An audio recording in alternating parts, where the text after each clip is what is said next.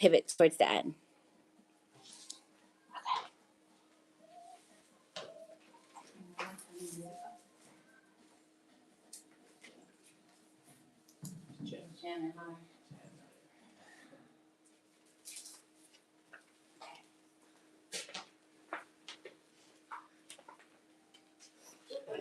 And then we'll do I already put it live.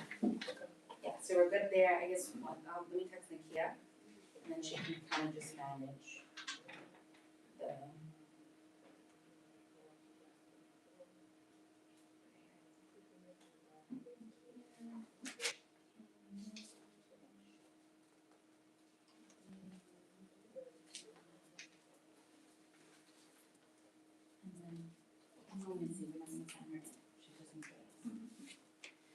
Nakia can actually just have you manage the YouTube. So, I guess once anyone starts coming in or has any questions, you can just let us know. Okay. Well, if it's based on the topic. Okay, welcome guys and girls. So I want to thank everybody for coming. I know it's beautiful outside. There's a lot of things going on, but I feel the root of being able to grow, to be able to build, whether it's business or real estate, it really starts with education. Being able to inform yourself helps you empower and elevate not only you as the individual, but your generation that either is before or after you. So again, just want to thank you guys or ladies for joining us, and then for our oh my gosh, so it's only you and Daniel, Evan and Daniel that are the only men here, so I could say ladies, and Evan and Daniel. So, and then to our panelists for joining us, just to really be able to share a wealth of information. So they are here to as an additional resource for you. So you have pamphlets and brochures with their contact information. So feel free to, after this, if you need to tap into them, feel free to reach out to them directly. They're here to as an extension of our resource hub. So now just to move into just quick opening remarks and introductions, right? So today we are here for Protect Your Property, Protect Your Legacy, which is came about because with the amount of conversations that I'm having, I'm a second generation realtor, I'm following my mom's footsteps. So a lot of her generation of homeowners are in a different stage right now in their life. So they're looking to retire, they're looking to pass their properties to their heirs, they're looking to possibly sell and liquidate. So there's been a lot of conversations with fines and fees and inspections that have gone without being done, violations that pop up, right? So instead of having these things pop up in the time of need, it's best that I thought that we can create a class to learn about them before, right? So that you can actually have a proactive approach to protecting the property that you've worked so hard or your family has worked so hard to purchase and maintain. So whether you're a homeowner, a future homeowner, a landlord, maybe helping your parent manage a property, it's just a day, so that an hour really, so that you can walk away with some constructive resources, some important websites to bookmark for the future, and again, we're just excited to have you. So really quickly, some housekeeping details. I'm going to go to the next slide. Yeah. So again, why this workshop matters is we're going to talk about permits, right? How unresolved permits can create a history of problems, costly delays as well, illegal conversions. Just because you bought it that way doesn't mean that it is legally to be used that way, right? So again, making sure that you have information on what that looks like. Evan's going to talk about the City of Yes initiative, a little bit of what that looks like, the qualifications, and again, some resources for you to walk away with for the future. Misinspections. So Jessica is also, and Marissa as well, are going to talk about making sure that you have your inspections or your yearly registrations done in advance. So again, avoiding unnecessary fines or fees that can accumulate to big bucks if they go unnoticed.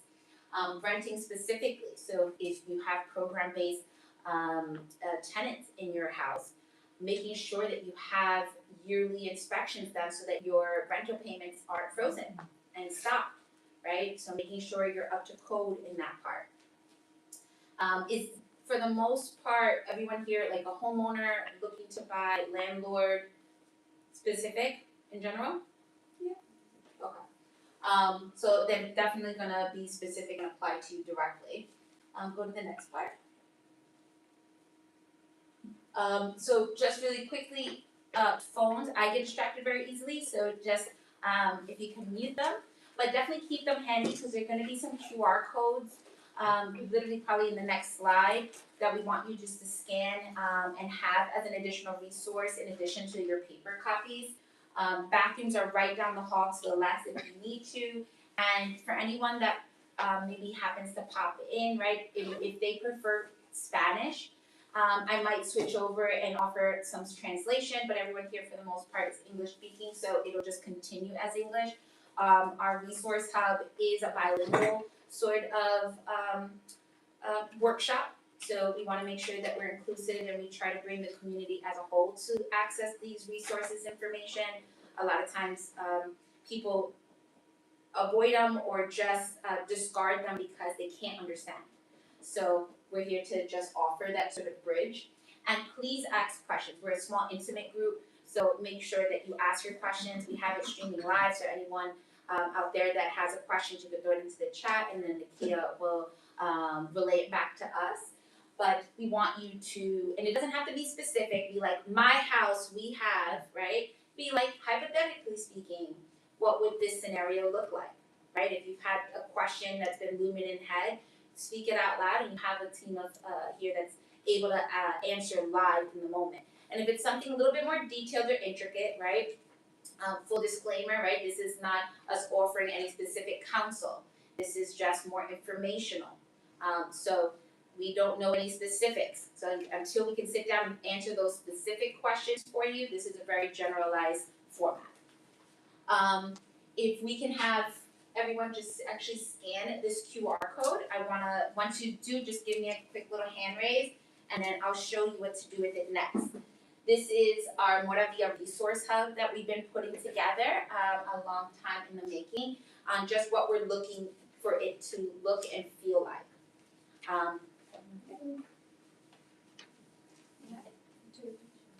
So you're just gonna hover over it. Yes. So if you go to the next one, Daniel, we're just gonna get these little tidbits out the way, and then we can start our panel. So this is the landing page for that QR code, right? So this is where our Moravilla Resource Hub starts.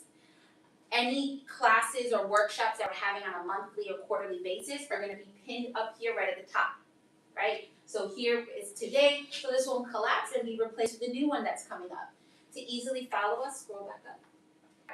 You can hit subscribe up there, and now you'll automatically know. I mean, we'll still call, send texts and emails to just keep you in the loop of things, but you can subscribe and automatically get these updates.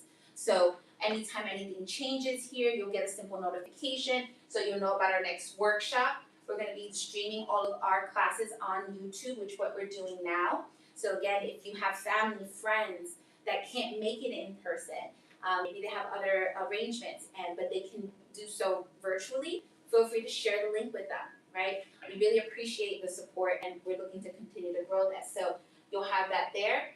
And these are just two, really quickly, every year we pick an organization here in New York City to support, because I mean, that's where, again, we're rooted in empowering the communities through real estate, but more so investing in the communities we serve. So these are two New York City based organizations that are centered around children and women improvement or self-development and money management skills, college applications, small business startups. So our end of the year goal is to raise $5,000 for these organizations. We're up to about $1,000. So any support, if you appreciate what you learned, anything really going towards there is a huge, huge help, and we appreciate it. And then at the end of it, we'll ask for a Google review just so that you can help to, again, continue to guide us in the right direction of what you're looking to learn and grow in. And we'll could go to the next step. And again, everything is here. So if you own a home, want to know what your home is worth, you're gonna go ahead and click this button here. If you're looking to start your home search, you're gonna click right over here. So again, everything is here for you. You wanna book a one-on-one call with us, you're gonna just go ahead and book a strategy call. So everything is here for you, so you don't have to wander through a million different sites. This is the hub, and this is where you can get all of the resources. So now leading into our actual panel. Our panel today, I'm gonna let everyone introduce themselves, but as a reintroduction, my name is Vanessa Villanueva. I am the CEO of Moravilla LLC. I'm the team leader of the sales team, and real estate advisor. Today I'm gonna be as a moderator, just kind of guiding, engaging the flowing through the conversations that we're gonna have today. I've been in the business for the last 16 years, and I am following in my mother's footsteps. She worked with the affordable home ownership sector for many, many years. So I'm looking to kind of re-engage and reconnect with that group because a lot has changed since they first met my mother. I can help their children, grandchildren, and I'll let everyone else introduce themselves and why they're here to join us today. So I guess we'll just follow the slides. So Marisol, if you want to introduce yourself. Hi, I'm Marisol Halpern. I'm recently retired from the Office of the Bronx Borough President, and while I was there, I was the Director of Constituent Services, which is interesting because that's how I met Vanessa. Yeah. Back when she was a great contact to get residents help into getting into affordable housing. We just met recently through a mutual friend, connected again, so I'm here to assist in any way I can. I was Director of Borough Operations, so I was able to interact with a lot of the city agencies, and that helped me gain the knowledge that I'm going to try to impart to you. Super resourceful woman right here. So we actually met many years ago, but we didn't meet in person until somewhat recently. Mm-hmm. And again, this is going to be a great source of information if you're looking to navigate through some of the city channels and looking to, again, stay up to date on any of the details on your resource sheet. Awesome. Thank you so much, Marisol. Evan? My name is Evan Ramachan. I'm an architect. My company is PWR, Engineering Design. I've been doing pretty much architecture for the last 23 years. Started off in the city, and then after about 13 years there, decided to start my own, company. So what we focus on is commercial, residential, but today I'm here to help anybody that is a landlord or that wants to further their understanding of what you can do with your property prior to purchasing it or after. So any information I can provide will be helpful. Evan has been super helpful in helping some of our homeowners with the new, just really tapping into properties that have opportunity zones when it comes to zoning, right? So as a agent, when I'm pricing a property, that's also something that I want to be able to anchor onto if the opportunity presents itself. So he's been a huge help in making sure that our homeowners, our home sellers, tap into every dollar that's due them, and we don't miss a beat on that. So thank you. And then we got Jessica. My name is Jessica Lopez. I am part of the Moravilla sales team. I pretty much handle, you want to say, like the rental side of everything. I have about 20 years of property management experience. I owned rental property upstate for a little while, and then I came down here with my license and started renting apartments here. And Jessica's been she has many years of experience as a property manager. So she's been able to really build and navigate our rental division and really become a resource for our landlords, right? A lot of things have changed. So just making sure that, again, you're protected and informed so that you're not getting tripped up with operating outside of the rental laws, making sure that you're aware with a lot of the changes when it comes to city program-based sort of applicants. So again, being able to navigate those portals, that world, that information and paperwork. So she's been a huge asset. So again, these are gonna be your panelists today for the Protect Your Property and Legacy Workshop.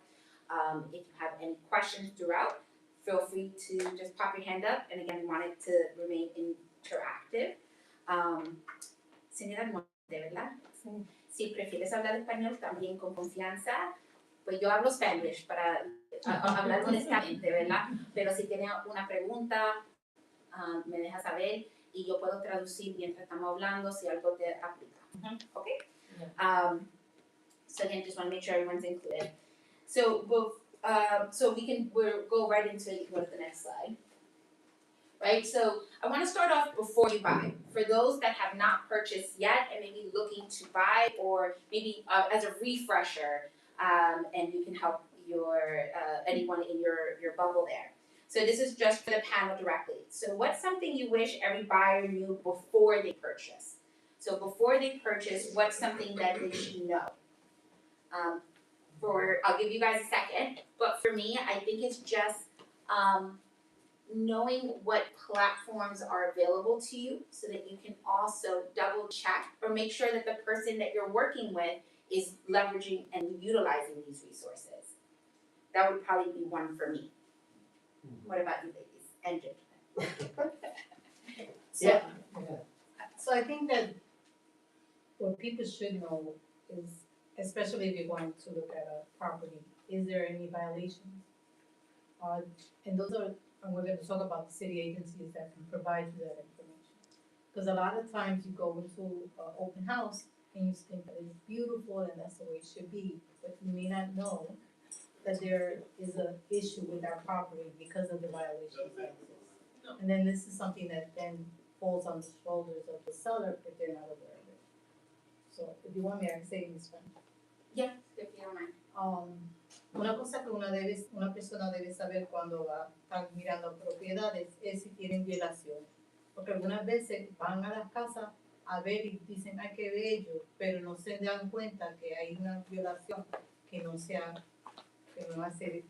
dirigido a arreglar.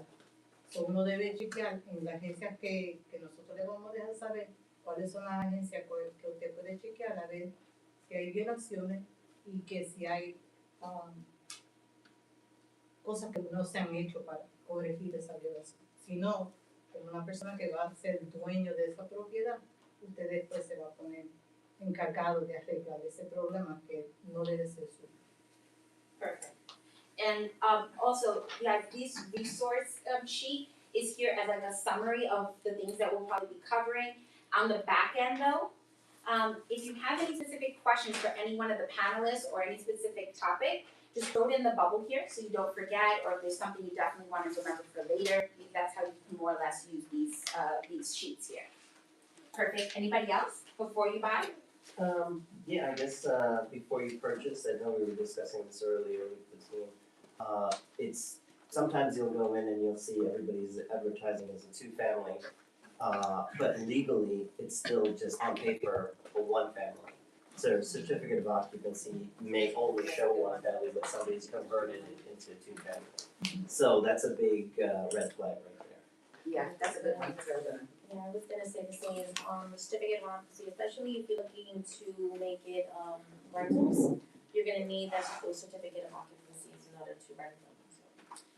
Yeah, so básicamente los dos paneles mencionaron verificando el certificate of occupancy, asegurar que la propiedad, como lo están vendiendo, legalmente el uso de la propiedad.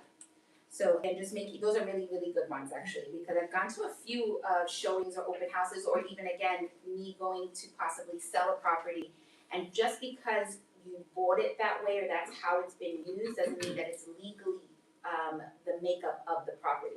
So those are actually some really good ones. So I'll start off with Marisol. So when people buy a home, what city records or information should they review before closing? And if you have any websites you want us to link in, just tell us to click away. So as I mentioned before, check to see if there's any open violations and if there's any open permits. Because even if there was a violation, the person may have tried to put in a permit to correct it, but didn't follow through. Yeah. So That would be with the Department of Buildings. So why don't we go to Zola? So this is a website that you wanna, it's free and open to the public. And this is something you should bookmark as a homeowner, prospective homeowner. You would come to this site here, you plug in a property address. I already had one here, but just scroll down real quick on the right hand side for you, Daniel. Just scroll. So right here, what Zola has done is at least help you organize and access 3 of the main city websites, right? So building info will lead you to check about those certificate of occupancies. Property records, ACRAs, right? So you can have at least makeup or lineage of ownership or any sort of documents that have been recorded on the property. And here for your HPD, so some of those HPD violations or DOB violations, right? So you'll have some of those platforms, which is again very important. So you would put your address here. It's already popped up. You'll go ahead and put your property, and it's gonna pop up, and it'll have all the information. So this way, again, you can see about some of those violations that are in play. Another thing before you start buying, you did not find a diamond in the rough if it's listed for $400,000 two-family, right? It's rough for a reason. So again, if it's priced way below the average price point in the market, it probably because it has some extra baggage that it's carrying that you may have to be responsible for, right? That the seller may not be in a position to or to clear any of these, but that's why it's priced the way it is, right? So things to keep in mind before you buy. Anything specific on here, Marisol? Maybe how to, let's go to actually. Yeah, you could go to building information. Yeah, that one there. So this one here has a rear structure. So there's a CO for the rear structure. It's usually bigger than a certain dimension, and then that'll be where Evan can kind of fill us in on those specifics and the property itself. So we're just gonna go for the property itself. Right, so just like the whole panelist had mentioned, certificate of occupancy is gonna be a big one. Making sure that it is accessible. Properties before a certain date may not have the actual CO. So making sure that it's there. These are older, and so records also may not necessarily be cohesively laid out here. So this is where Evan has done a class here or two at the office and showing where you have to maybe get a little creative by doing a hands-on research, right? This is why you have a team of experts that will assume these responsibilities on your behalf as they, if they're working on your behalf. So this is what part of our due diligence is. Even for record keeping purposes, back in the days, they sometimes didn't keep the best of records. And sometimes when developers would come in to build the block, what would happen is that they would have all of this certificate of occupancies for each property only located under one address. So we found over the years, you know, when you see, why does this have a certificate of occupancy, but this doesn't? But on the block, if you go down to say, usually the corner or the headlock, you'll see like 5 different certificate of occupancies listed under that one address. So sometimes you have to do the due diligence to do the research to find it. I have a question. When you said the headlock. Which one? So would it be which? You don't even know. Sometimes you just go through each bin, just like Vanessa has pulled up here, and you'll go through each bin on the block to see if any of them contain any other certificate of occupancies for any other property in that block. Okay. And again, my mom worked on development sites, so a lot of those row houses that you see throughout the Bronx, especially concentrated on the South Bronx zones, they were built in clusters. So what we had to do was find, like what you said, they ended up attaching the CO for house A to house B, and then you have to kind of work backwards a little bit.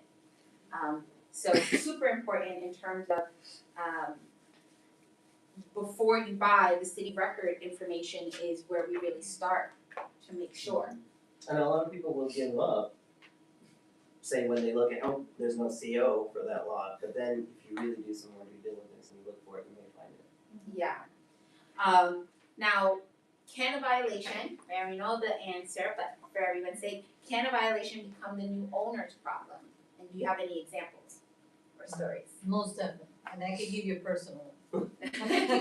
I'm a homeowner, and when I was telling them about this earlier, I bought my home and it had a summer kitchen in the basement.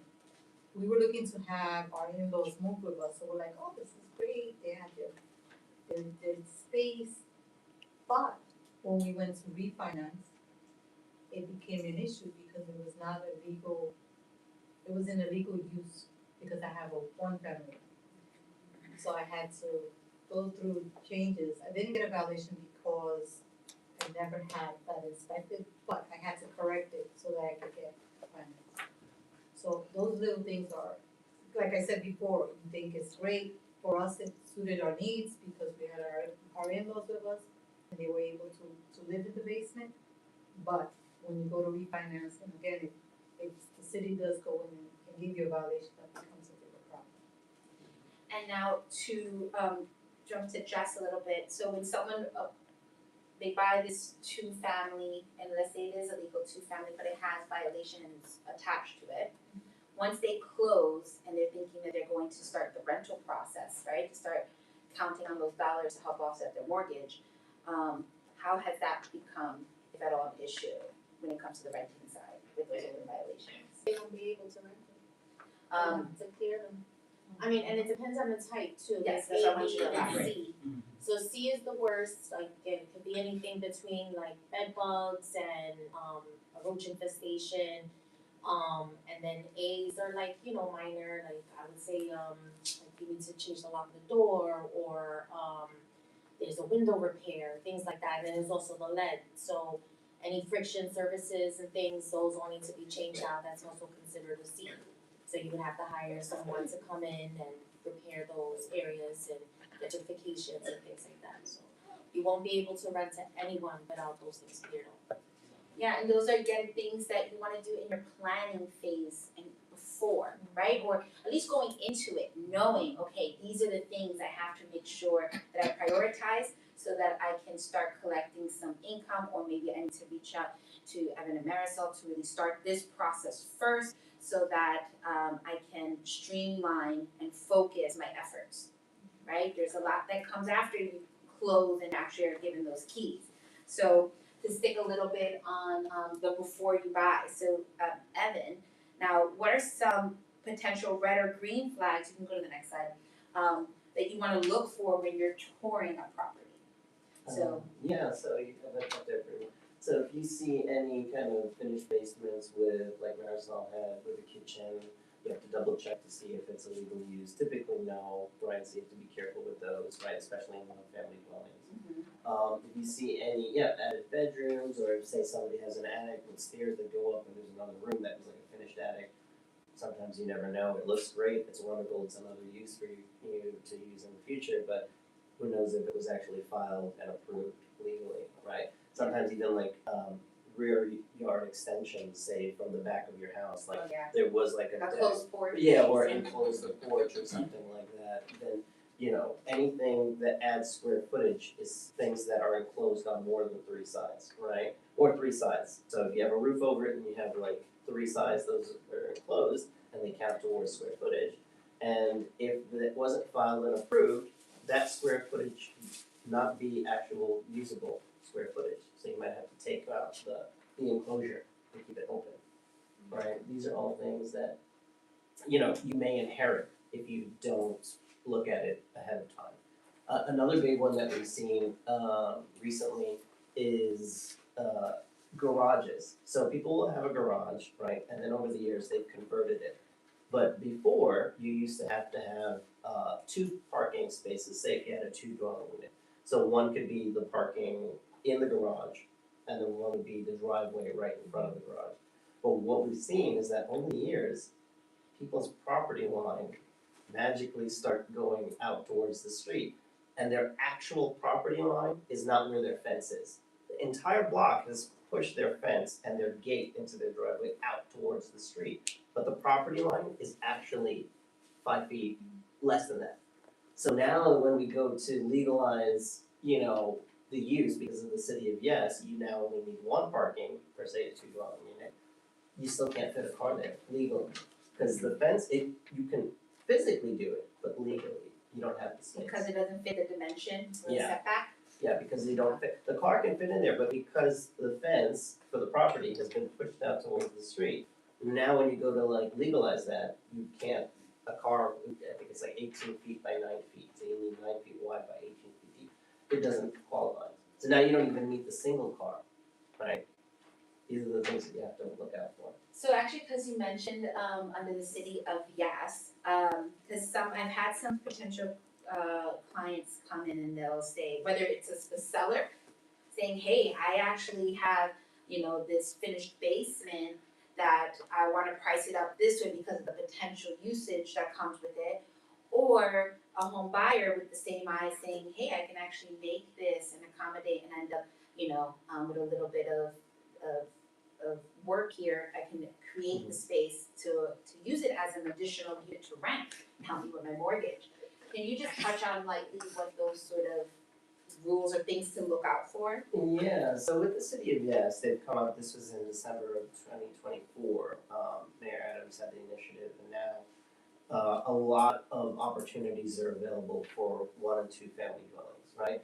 So there is ADUs now that you can utilize either in your cellar space, in your backyard, or potentially in your attic. But there's a lot of strict rules that come along with this, right? So if you want to have something like that, you have to have a 1 or 2 family dwelling, right? You have to be the owner and you have to physically live in the house, right? So you can't do this if you're an investor, right, and not be there, right? And you have to have certain rules for like cellar. You have to have 7 feet clear, 2 feet above grade for windows, right? You have to have means of egress, things of that nature. And you can do up to like 800 square feet, right? Max. 3 to 800 square feet. 800 square feet is the max. You can possibly do it in an attic, but there's still rules and regulations.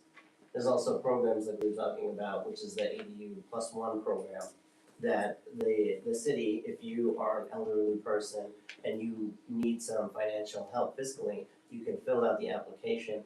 You can say, I have room in the cellar, or I have room in the attic, or maybe I can add something separately outside in my backyard. And they will actually partner you up with, they'll say, okay, you're allowed to build this, you can get a grant, and they can partner you up with somebody that can rent, that fits that AMI, that falls into that. That's actually really, so you said that was the ADU +1 One for like a there. senior support grant initiative? Or anybody really, Oh, they okay. have different brackets depending on how much the household, how many people live in the household, how much the median income is in the household. So there's I think we have the website up, I think, is one of To the far the right. last one, I think. Danny. Yeah. If you go to the last tab. The last one. This here? Yeah, I think maybe the tab before that. So go back. Yeah, this Oh, one, that one? yeah. Okay. So these are the different options that you could possibly use, you still have to be within the transit zone, you still have to be in a 1 or 2 family zone, and you still have to be the owner that lives in the property. Those are the major, check boxes. But if you satisfy all of those, you can actually go to this website and fill this out, and they'll let you know for sure if you can do it, and then possibly what programs are available. So this site right here, if you wanna, this was big from the, Just ADU +1, okay, so if you, perfect. yeah. Just So if you go to ADU +1, then you can fill out this questionnaire. And it'll give you an idea of if you qualify and maybe for which format, based on the one below. correct. Can I ask a question? Yeah. So if you do qualify, how long does that process take? And how much does it cost? Well, it takes like 6 to 7 months easily to go through the whole process, but I think there's a $200 fee to supply the application here, to see if you qualify for it. But if you do qualify for it, you still need to get plans, you need to say like, hire like an architect. Okay, so like a customer, they don't Yeah. do it enough for you. No, they kind of just tell you if you They qualify give you the for it. clear, like, okay, you're good. Yeah, and then even still, you still want your architect or engineer to double check. So if they give you the clear to do an ADU in a basement cellar, Mhm. Can you legally have a kitchen at that point? Yes, Okay. yes. And with that expansion, how does it gonna affect your taxes? So I don't know specifically, it will go up slightly, right, because you have another dwelling unit now, right? But it's also accessory, right? So they made the program specifically for people that need help, right, financial help. So when you're in a, and I mean, let's be honest, a lot of people in the community rent out their basements anyway. So it's also a way for them to legalize it and keep track of how many people and how many units are doing it. So that's kind of like a new mortgage? Like No, a mortgage, no? No, mortgages are separate from this. This is, that's your house. So I'd be paying it, the architect to construct it, and the money is gonna be paying the architect and the construction of it. Well, yes, you'll have to still come out of pocket for it, unless there are grant programs that I think they do offer, right, for people that are fiscally in need for help financially, right? So if you wanted to, if they say you qualify for it, then you can hire an architect or engineer, who can put plans together, file it, get the approvals, and then the contractor can come and build out what you need to do, right, to make that unit. And then after that, it will update your CO, right, for an accessory dwelling unit, a certificate of occupancy, like we were talking about, right, that shows that there's an accessory dwelling unit in the cellar, right, or basement, right? And then you can utilize it for how you need. And if you go through the program, they can actually partner you up with somebody, so that needs somewhere to rent, and then they tell you what the recommended rental would be. So the mortgage doesn't go up, your property taxes might. Right, okay, so that's, Yeah. I'm just thinking of the house my mom has, it's already been paid out, so she just pays taxes. Right. Yeah, so she would just be paying maybe more taxes because of that dwelling. When they assess it, yeah, from the And then department. it can be constructed, I guess, however you want it, with the architect or, Yeah, up like, to you know, typically. the elderly, they need certain things, you know, Yeah, rails but, or whatever. well, that's different, right? Like if this is an accessory dwelling unit that you will be using to rent, that's separate, right? But if say if your mother lives in the house, you can always help. Like, you can put like grab bars in bathrooms, right? You can do all of that stuff for wherever your mother is staying. If there's a ramp or things that she needs to access the property, you know, then you can always do that separately. But this would be an ADU, this is like another apartment that will help her financially with whatever her bills are. Tengo una pregunta. Sí. Digo, tres cosas. Para el señor te preguntó cómo con relación a los taxes. Ajá. De a qué específicamente se refirió, porque yo trabajo esa parte de taxes. Ajá. Y otra cosa, ¿hay como algún checklist como para uno ver antes de comprar o por ejemplo, algún website o algo como que te den un checklist de las cosas que regularmente uno tiene que tener? Esto que estamos hablando hoy. So en el sentido del checklist, ¿estamos hablando de las cualificaciones de la casa o como un comprador buscando de hacer su primer compra? No, es como un checklist para verificar que la casa esté en como Al point día, con con todo, buenas exacto, como Sí, para esa pregunta, cuando nos sentamos y estamos empezando el proceso de ir a buscar propiedades, tenemos como un checklist, un bullet points de lo que estamos buscando y eso sería entre nosotros durante nuestra consulta tenemos como un flow chart ahí y ahí a lo menos podemos verificar todo. So, esta propiedad tiene X y esto es lo que debemos a concentrarnos o quedarnos pendientes. So, sí, eso te podemos ayudar con esa parte. En referencia a la pregunta del señor, so de lo que estamos hablando aquí, en el caso, if you go back to the NYC just to show and scroll down to the picture images, la pregunta fue en el caso que cuando estamos buscando una propiedad y vemos que hay una oportunidad de hacer como una extensión a esa propiedad y utilizando el City of Yes, un programa que la ciudad está intentando de poner o tener disponible a extenderlo más de lo que tiene el uso del CO, el current CO. So si cualificas a extender la propiedad de alguna de estas maneras, hay la posibilidad y casi garantizado que hay ahora en extendiendo el uso o con adicional, con square footage adicional, te puede asumir los impuestos de la casa. So, subiendo ahora los impuestos de la casa porque tienen más livable square footage. So, anything, Marisol, that you might wanna add to that part in terms of her question for the taxes? Como eso le puede afectar o Sí, porque ellos están diciendo que si usted añade o hace ese cambio, puede ser que cuando ellos vayan a hacer el asesoramiento, tú sabes que cada año ustedes reciben una notificación del valor de su propiedad. Oh, tax assessment? Yeah, Yeah. the notice of value, notice of of property value. Ajá. So en eso, ahí te hubiera indicado si en añadir ese uso, porque si usted tiene un basement, más que quiere cambiar cierta porción, no cambia el zoning, pero eso es lo que se está ahora averiguando si se cambian los impuestos. Puede ser que sí, porque hay otro uso, pero eso me imagino, cuando ellos terminen de hacer todo de detalle sobre el programa, debe aparecer en esa notice of property value. Sí, porque ahora mismo no, por ejemplo, a menos que no se revalúe, el property tax sigue igual. Ahora ya Exacto, cuando, sigue igual. cuando van a vender, ahí sí ya entonces como el valor incrementó por no sé cómo le llaman aquí, ya le decimos como mejora o una adición. Sí, porque eso depende en cómo se vende la casa en esa área, ¿verdad? Ujú. Y por eso que eso sube Sí. el valor de la casa. Pero aquí estamos hablando de añadir ¿cómo se dice? Darle más valor, porque ahora usted tiene un apartamento adicional que le trae valor a la propiedad. So, cuando ellos vayan a hacer el asesoramiento, puede ser que se les suban los impuestos, porque ellos lo ven igual. Ahora el valor de la propiedad se ha incrementado.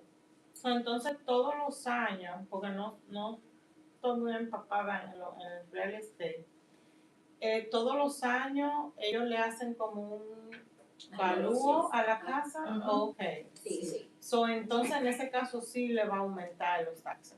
Sí, Porque ellos lo ponen en base al valor de la propiedad. So, sí. ahí sí. Sí, por eso que estamos diciendo que Ujú. puede estar garantizado que se va a Sí, subir. sí. Pero que a la misma vez, si puede tener un apartamento que es legal, también se le puede subir. Y también a la misma vez el valor de la casa suyo es porque tú hiciste ese improvement, you know, so I think it's a catch-22. Like, yeah, the taxes are gonna go slightly up, Sí, but then your house worth Value gonna go will be a little bit more. Or You're you're gonna collecting get more additional rent. income. You're gonna get additional income Yeah, additional income and equity. and Yeah. equity, yeah. Right. Exactly. Now, for Jess, I had a question in regards to this, right? Because the inventory overall, whether it's buying or renting, is tight. But I know that they've also been a little bit flexible in terms of additional, depending on the program, right? Depending on the program, where they might allow for you to rent in the basement, SRO, additional sort of accommodations. Do you have any info on that? You mean as far as programs? Yeah. Yes, so Section 8, City FAPS, those programs won't allow you to rent a basement. But HASA is not as strict, where HASA will, they'll still do an inspection of the unit, but they're not as strict as the other ones. And then what is, do you have a question? They're not as strict as the other one, but what about the clients they recommend? How is that? Because I know each agency, you see different types of clients from Section 8, FEPS, and this is the first I'm really hearing about, what is it, HASA? HASA. So, So HASA is for anyone that has like a specific medical condition. I don't know how else to explain it. That's the best way, Yeah, just to kind of keep it with the fair housing Yes. sort of dynamic, especially that we're live. So, right, they're not, I wanna say they're, I don't know, they're just people who have special medical conditions, so they provide them with that. But they are now opening the HASA program to other people. So not everyone that you get off of the HASA program has a medical condition anymore. So there's now Which that might be like because special accommodations. yeah, special accommodations and things like that, and not just that, it's like immune disorders and things like that. That's What about they're- mental issues? So those are different programs, so those, they fall under, section 8, but you will know, because they have different brackets, different things, like they had EHB, TBRA, CDR, things like that. They will tell you, because more than likely you're gonna be in contact with their caseworkers, so you'll know if they have any, specific mental issues and things like that, Or like so- additional services they might need. Yeah, When you so, take a client who has documented mental issue, when it comes to their rent, do you get more for them as opposed to somebody with general section 8? it's pretty much the same. But they usually come with like a caseworker or somebody who follows up and takes care of them and things like that, so. And they'll have conversations with you and the tenants sometimes to make sure that things are running smoothly. A lot of the times they have them on programs to help them build themselves and get them back on their feet and things like that, so. You know, you'll have that extra assistance with them, so.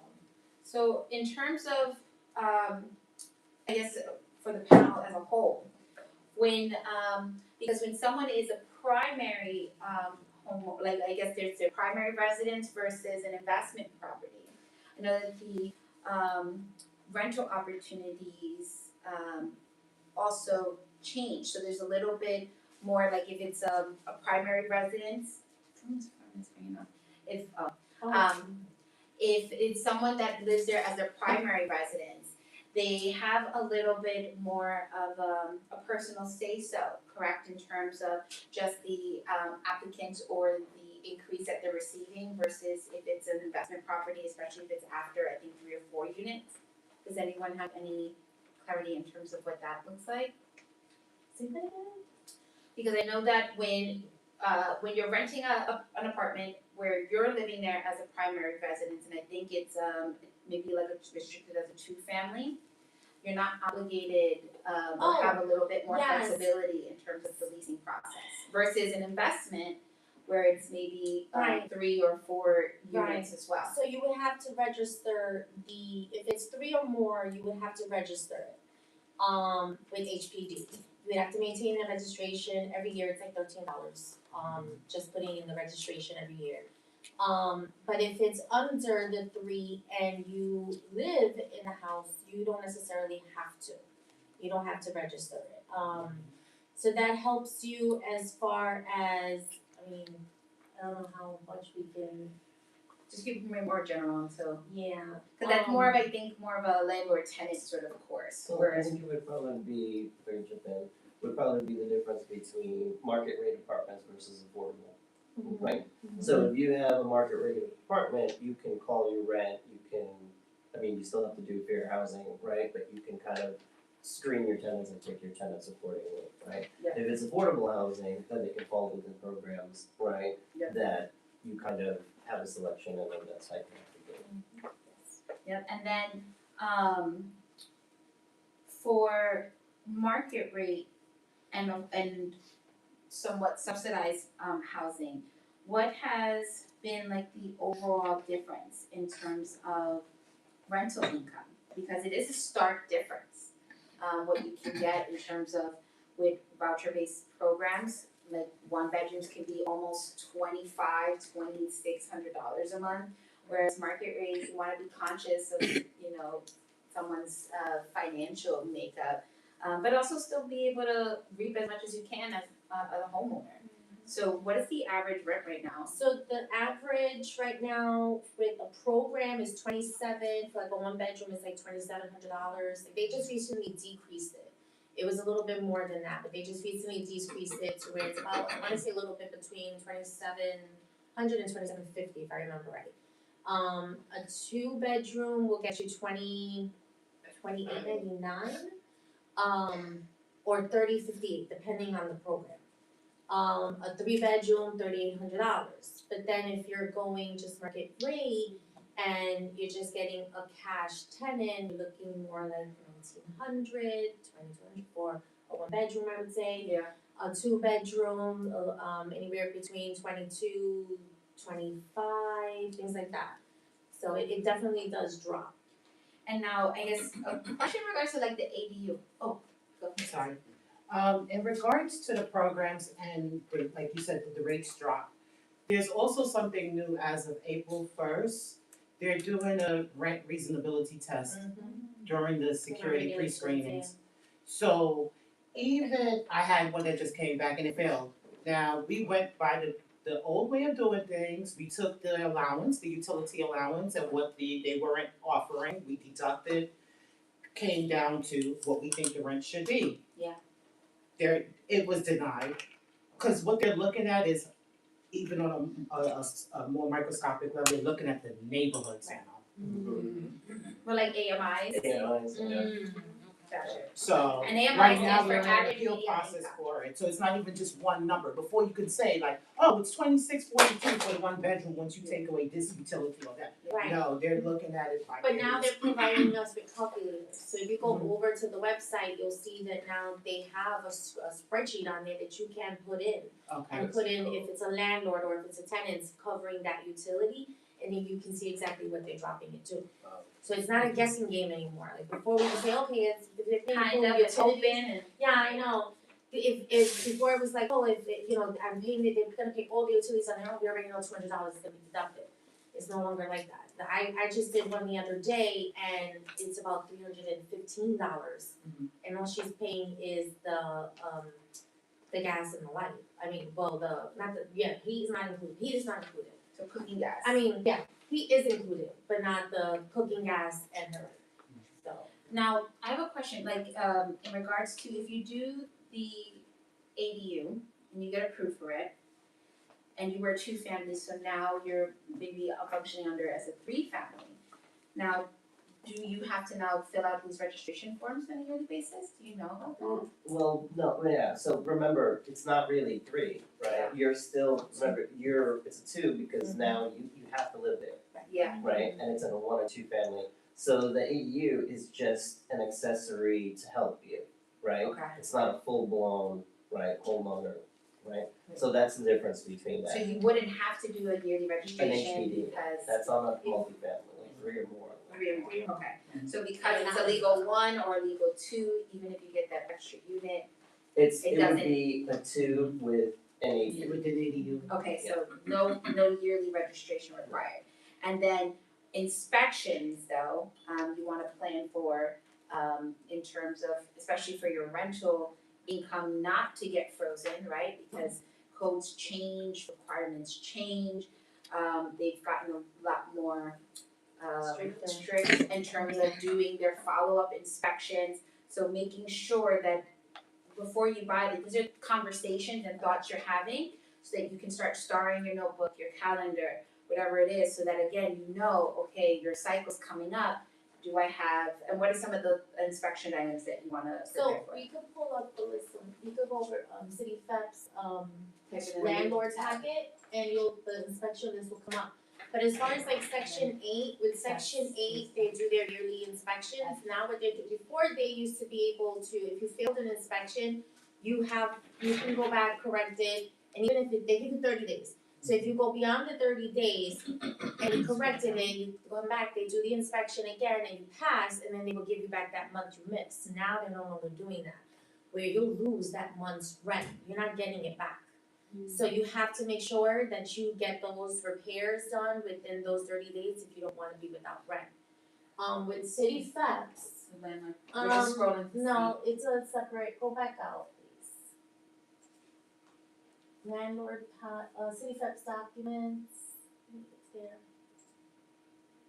And then pre-clearance walkthrough, landlord. Landlord broker package, I just had it the other day. So Is this the calculator you were talking about? yeah, you can see the utility calculator for New York City 2026 calendar is there, the next one, Right below it. Below it.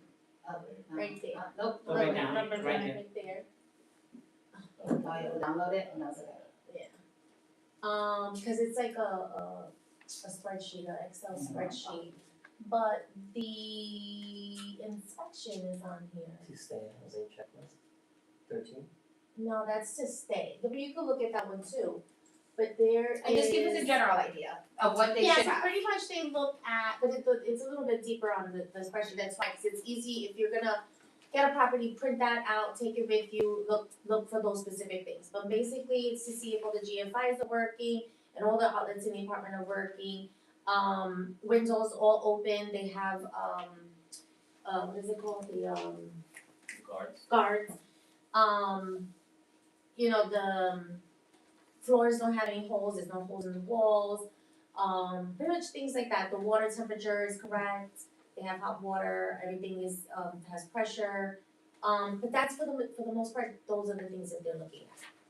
So. Refrigerators of a certain temperature as well Temperature. too. So pretty much your That basic. utilities, Yeah. the appliances are all working. So the refrigerator's working. Sometimes the gasket is ripped and it won't close and the air is coming out and it's not freezing the right way. Those things they look at. Same thing for the stove. Make sure all the burners are working. Things like that. Smoke detectors. Oh, smoke detectors. Smoke detector is a big one. Yeah. I even had, it was small, minor, we fixed it the same day, but I had one inspection where they flagged us for, you know, the old school The radiator. in the bathroom, thing? the pipe, Okay, yeah, you have Yeah, to. oh yeah, yeah, I'll seal it. 6 feet of cover. Yeah, you gotta close it now. Yeah. You have to, Home Depot sell it like a Yeah. foam thing, Yeah. but it has to be at least 6 feet in height. It's a burn thing. Yeah, if someone sold the one That's gets the burned, steam riser. yeah. There you go. And now, kind of transitioning into once you've purchased Marisol, like in terms of some of these things, what are some registrations or inspections that homeowners should know about to do either yearly or every 3 years basis? They do one thing too. They're not only looking at the apartments now too, they're also looking at the common areas. So the Oh, yeah, hallways, yeah. things like that, they're looking at all that too, to make sure those areas, the stairs, they're not damaged, things like that. They're looking at that too, so. No, that was perfect, thank you. So yeah, now because we're pretty much at time, so I wanna kind of just glaze through a few more topics. But like key topics like HPD registration, how often, and if you can repeat, I think you said it was 3-family, right? 3-family or more for HPD registration, and that's every year. Right. I've If you're had not living there. cause I've had that pop up, even though it's only like $13, people don't realize that they need to do it, and when it comes time to sell, it's like $200 worth of, fines that could have just been prevented if you just did that on a yearly basis. Yeah, and if you're looking to rent to a program too, you need to have that in place. And they'll just add it to your property tax too, as well. But those are again additional fees and fines that you don't wanna pay, even if it's like, it adds up, and it's just so annoying to be like, $13 over the span of 2 years, right? You're just like, So these are preventative measures. Yeah, but yeah, that's what I was saying, when you go to the Department of Finance, a lot of those things will be in there. Even Yeah. if you had, let's say property owner did not take care of the property, and the city had to step in, that will show up, Yeah. the emergency repair program. And that, again, if you're looking to sell your property, and if that hasn't been resolved or paid out, the homeowner is taking that on. Yeah, or just the amount of fines and penalty costs, right? It's just, these are things that just take care of them now so you don't have to pay a bigger fine later. Or if you're looking to transfer such issues to the new homeowner, it's gonna come at a significant cost, right? So you can't charge premium if you've got all these other things that are attached to your property. So again, just be mindful, those are the strategies and things we're gonna have to implement or review. So it's better to have these conversations in advance. It goes back to the open permits as well, like if you had put in a permit, make sure you follow through and do the certificate of corrections. Cause if you don't do that, and it has to be approved, That's my next story. everything has to be approved before you even move forward, right? So, Civil penalties will be in place if Yeah. those are not done. and with staying with exactly that topic, what we've seen in the past is that people will go and file, get plans, get approvals, but they do the work, but they don't close out the permit Yeah. application. So now, they thought they were that they were done, but they're not, they did all the work, it's been like that, but the application wasn't closed out. And sometimes you can't go back and reinstate the application, cause too much time has passed. So now you have to redo everything again, but they intended to do it the right way, the architect filed everything, the contractor, but they never closed the application, and if you don't close the application, it's it's almost like it's never done. Contractors But are it's- notorious for doing that. Yeah. Yeah. And I had a story, not to cut you off really quickly. I was selling a 3-family house, beautiful, and it was pristine. The landlord, he was the type of guy. He was neighborhood watch, like he's walking around his neighborhood making sure the dog picked up and there's no leaves on the premises. So he was always very mindful. And when we looked on the public user face, nothing popped up. There was no violation, no nothing. Come to where in contract, the buyer pulls the title, and here comes this embedded open permit from when they bought 25 years ago from the developer, right? Because these were clusters, so they opened up a permit for electrical and never closed it. Yeah. And then that person or that company went out of business. Code of requirements had changed Changed over 25 years compared to 25 years ago. So he had to invest to have it corrected and because they could see that it was the developer who had originally opened it and that person was no longer a thing. DOB made an exemption, but it still was a costly investment that the owner had to take on, because when we were negotiating, part of the negotiation that they would transfer a free and clear title, right? And so now you had this embedded or lost open permit, so it became a huge issue. Gas line inspections and sprinkler inspections are also big ones. Water and sewer accounts as well. Yeah, and Yeah. sometimes just that if you're selling it, one of the things that you should do is that if you know that there was an application that was started, that wasn't even closed, or maybe you changed your mind or something, make sure to withdraw the application. As So the you have homeowner, you can Withdraw. Yeah, you can withdraw the application. Correct or withdraw? Yeah, either get the certificate of completion and close out the application, or withdraw it. Because once it's withdrawn, that's fine, but if it's just sitting in limbo, that's a big problem, let's say when you go to sell. Yeah, it becomes a huge issue. And then as far as for renting, when closing out violations, just keep in mind that there is a repair by date and a certification date. You don't wanna wait until you get to that certification date thinking, oh, like I just get this paper signed and get it out. No, you gotta have it repaired by that date. So when you fill out your certification paperwork, make sure that you have everything certified or completed before that repair date, cause they'll deny it. So that was really good. Yeah, go for it. So the certificate of completion is the last thing you should have after you've done some sort of construction or addition or whatever. Yeah, so there's like a letter of completion, right, so an Who gives LLC, that? That's the department. the building department, yeah. So what you have to do is after all the work is done, right, depending on the type of work, we can apply for the letter of completion, right? Now, if you have a violation or something, you have to cure whatever it is, then you get a certificate of correction, and then you can get a letter of completion. And again, just to try to consolidate for time, I wanted to also talk about just what home projects after someone purchases would possibly require a permit versus not requiring a permit, and things to just keep in mind, so that again, you're just not blindsided or just assuming I did this, in my prime, I can definitely, install a bathroom or make repairs to my bathroom and whatnot. I don't need X, Y, Z. So what are just some things that, what home projects would maybe require a permit? No, according to the building department, pretty much everything. Well, we also have our Bronx specials, I feel like, right? Like, not everything is documented as it should. So again, just because you see it like that doesn't mean that it's necessarily supposed to be sold like that. And you move out of the Bronx, right? You may have that Bronx special looming around where it's like, oh, but everybody on my block does this, so it's not a red flag. But let's say people who are relocating into Westchester or other different counties, they become very strict, right? There's a whole procedure and due diligence process that they take very seriously.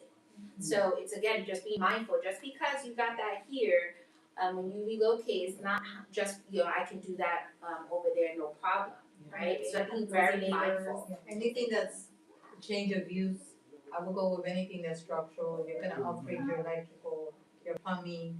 If you wanna just change the vanity in your bathroom, that's not a permit. But if you're changing where the pipe is gonna land after your renovation, you definitely need a permit.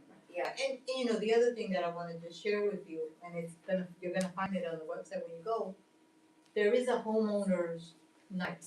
It's every Tuesday Oh, I love this, from yeah. 3 to 7. You can go if you have any questions about a renovation that you're gonna do. You're still gonna need the experts to do the work and the follow-up, but just understand that is available to you. I love that. Go to the third tab where it said, the 4-point HPD. Department of Building. Oh, Department of Buildings? Okay, well, they have their portal here, so this is just to, more of like their search engine. But HPD and DOD are sites that you wanna save. They have so many different resources, workshops, classes that are free, just like this right now, right? This is more for our intimate group that we have been farming and harvesting and collecting around, but this is citywide, right? So again, just making sure that you go and take advantage of these things. That was really good, Renzo. And just to elaborate, so there are two different versions, right? So the Biz was an older system that they used to use before, which I know too. But now they have the DOB Now, which is kind of pretty much like a total online system. But the building department has separated applications for whenever you do that type of work. So if you're doing general construction, like moving a wall or a door, that's one type of application. If you're installing an HVAC system, like mini split or something, that's a mechanical application. If you're doing plumbing, it's a plumbing. Oh yeah, there's like literally like you can scroll and it has 1,000 options.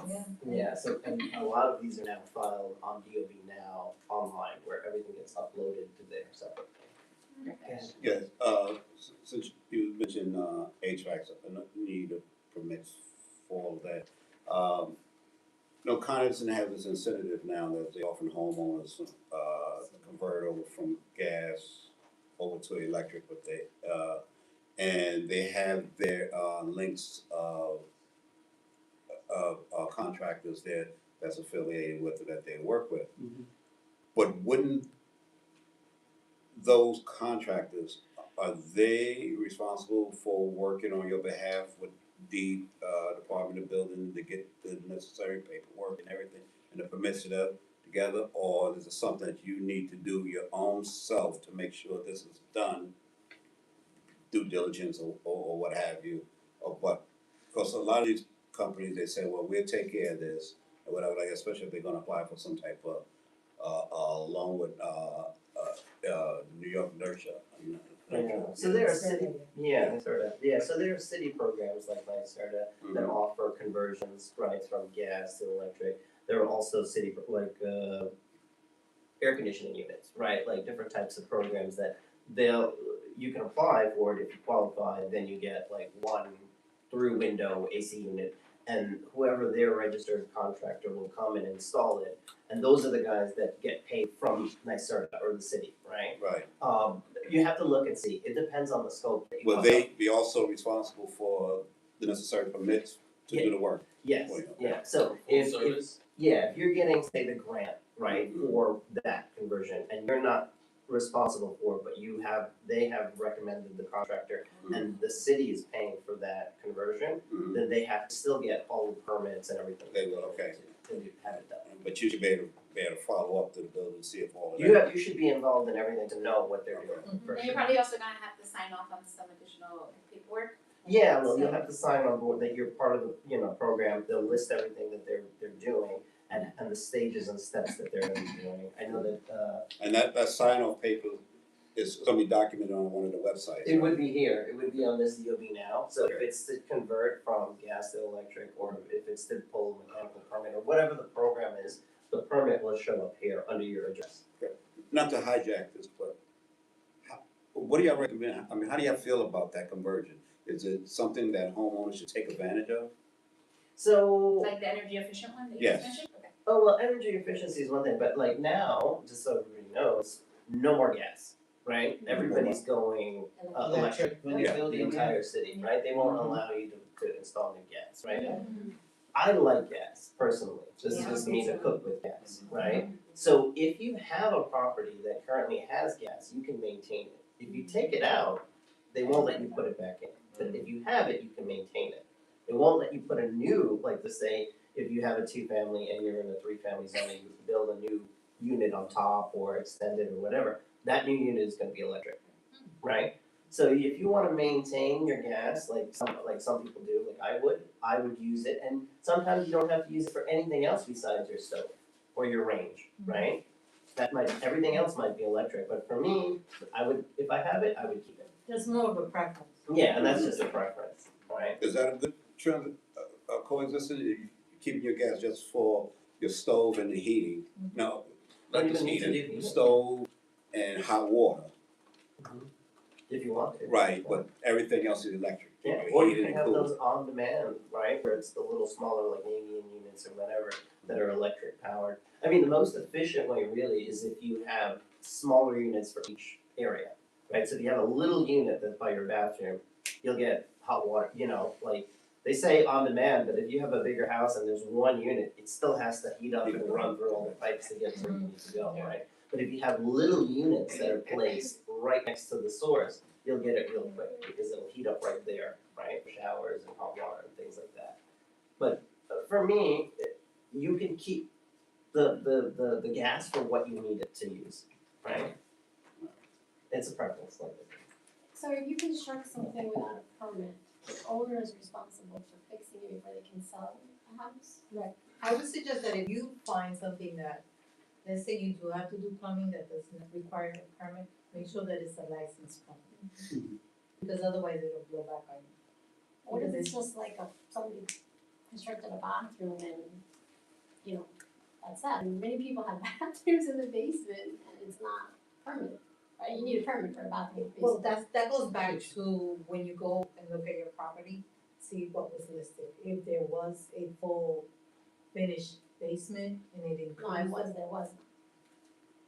But that's what we're saying, that when you go to sell, You have to fix it it. has to match, right? So the owner would have to fix it. Right, and then, again, it depends on what you have in the basement.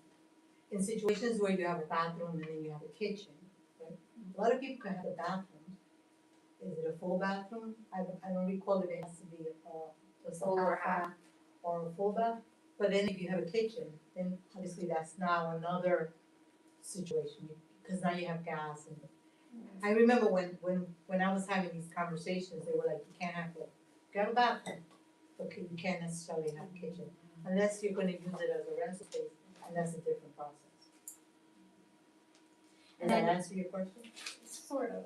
Yeah, and then just to kind of add to the dynamic, so if it's something where it's not corrected or and it has a violation. Say, like, you could take out some things, but leave things underground and nobody knows it's there unless you go in. So if it's something where it stays and it's not on any of the CO Yeah. sort of documents, then it's a matter of disclosing properly.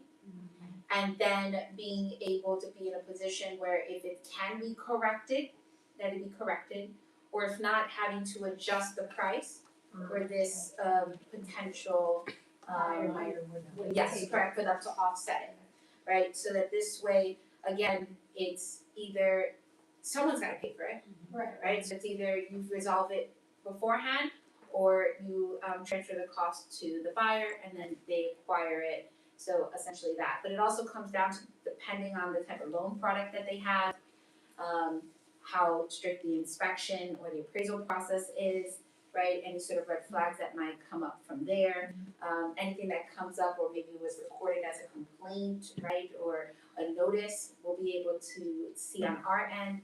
So again, depending on what's kind of surfaced from that installation. So not necessarily, but technically it could be an issue.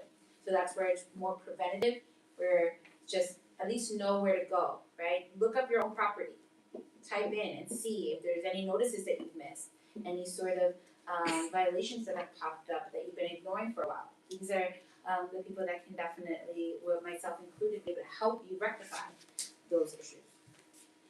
So it's already 1:20, so I wanna just work on a recap and then any additional questions that you might have.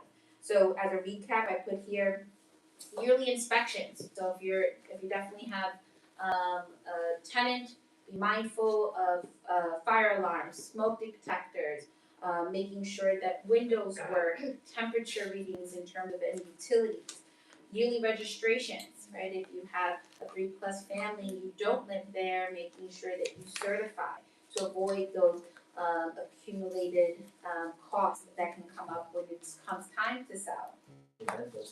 Yeah, the bed bug, let me put that down. Oh, yes, that was a. That, yeah, it's a big one. Every year.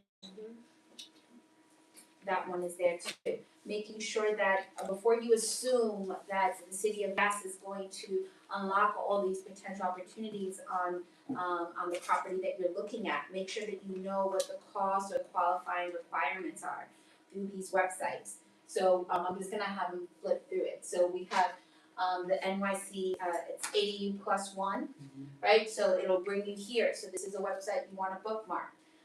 Making sure, go to HPD, making sure that you save your HPD site, and through there's so many different toggle or drop down menus, making sure that you know about inspections, registrations, any sort of permits or violations are going to be also under Zola. Just go back to Zola. Zola NYC is the website you wanna bookmark. Again, you put your property in, you're gonna scroll over here, this is gonna give you access to, go to the BizWeb one, and go to this bottom one, just wanna show you, scroll down, so your CO is gonna be up here, if you have one, and then scroll down. This section here is gonna give you an idea if you have certain violations or not.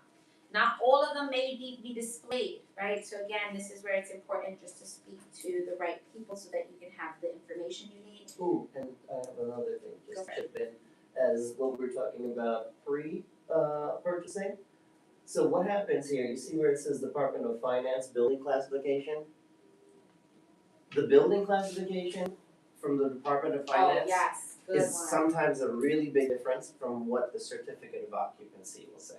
right? Yes. So sometimes you'll see it's being taxed as a 2-family, because maybe there is like 2 families or 2 apartments there, but maybe it's still on the certificate of occupancy only a 1 family.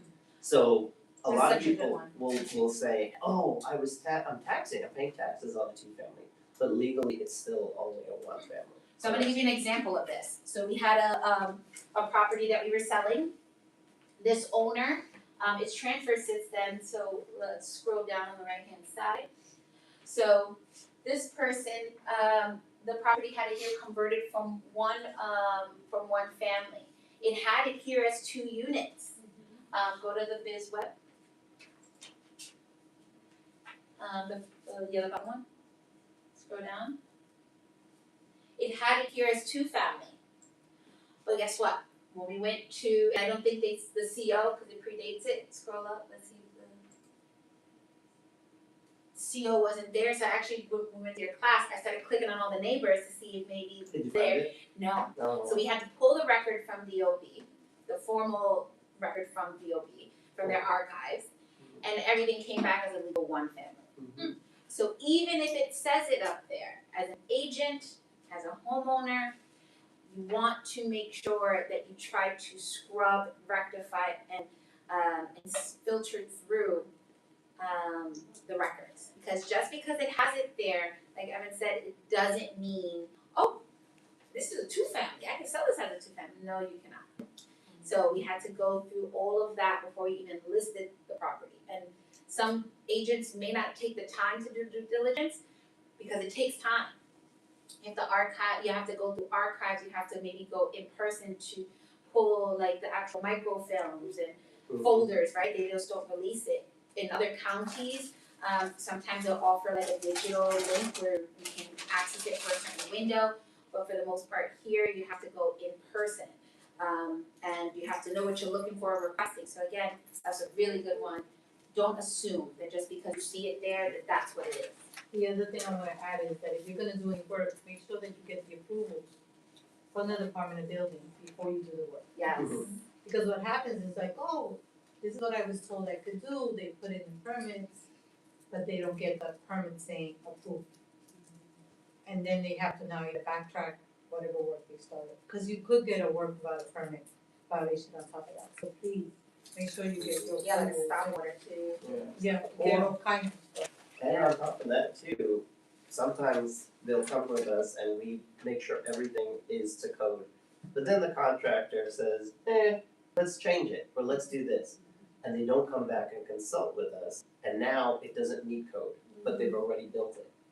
So you have to dismantle. So now you have to break it down and then rebuild it according to the way the plan was approved, because there are certain hallway widths, there are certain distances for certain things that you need to do. Certain door openings have to be a certain width and size, right? And some contractors, they don't care, and they'll just tell you it's better this way. And then you won't pass a final inspection, and you have to make it back to the way it was approved. Yep.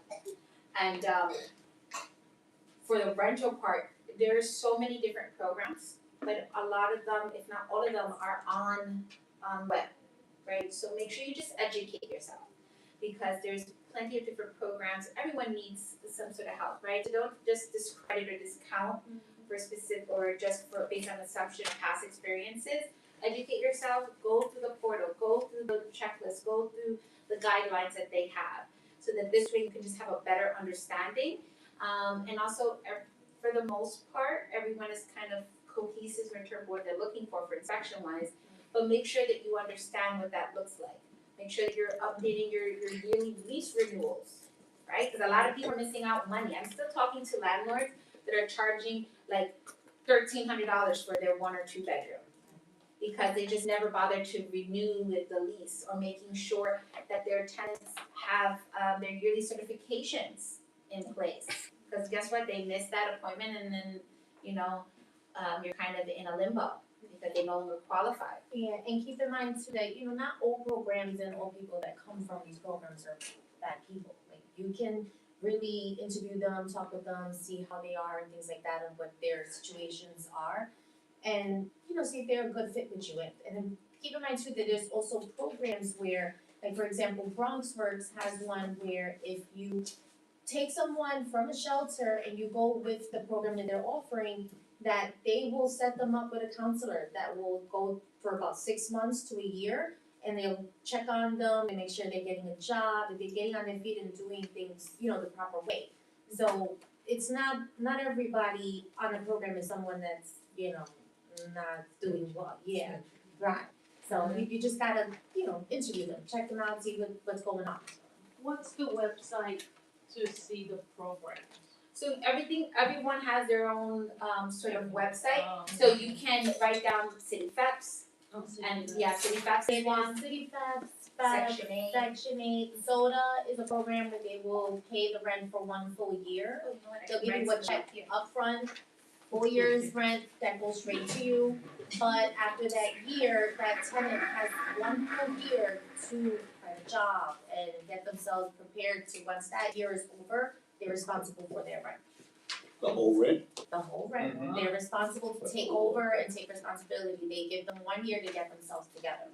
But that means that they're also coming from at least a sort of foundational, And a people, lot right? of These people are times- working, they have. Right, a lot of times those soda people are people who have a job already. So it's giving them an opportunity to save up, to take, Yeah, and that's what it means, like getting themselves together is getting their finances and savings in order, because then the responsibility shifts to them. Right, and just remember that just because people are in the shelter doesn't mean they don't have work. Right. Yeah. They're just caught in a situation that, could be as a result of a fire, all kinds of things. But there's soda, Section 8, share, FEPS, HASA, Is it share, like? share. And you can, if you Google and you go to each landing page, I guess, just make sure it's a accredited site, and it usually has NYC somewhat attached to it. It'll give you a breakdown of what this program is, what are their pay standards, and what are their requirements in terms of recertifications, inspections, and things like that. So you go to each one, you They're can get responsible for 30% of their rent. So they will have a portion that they have to pay.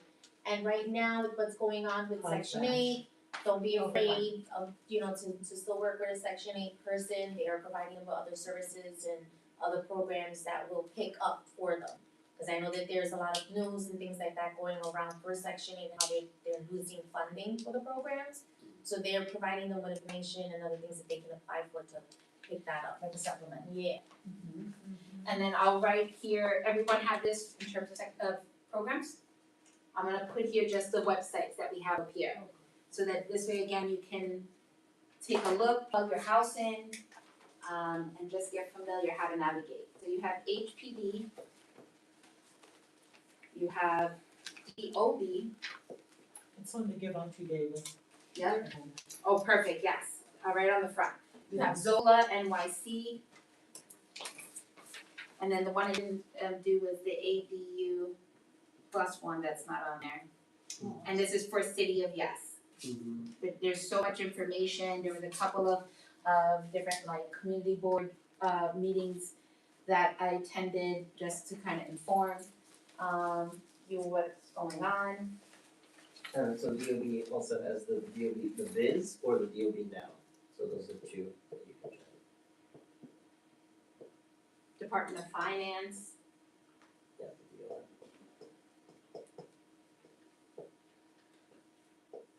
So again, these are all websites that you should bookmark, save, make sure that you're navigating through. Yeah, DEP, yeah, DEP as well. DEP as well. That's another good one.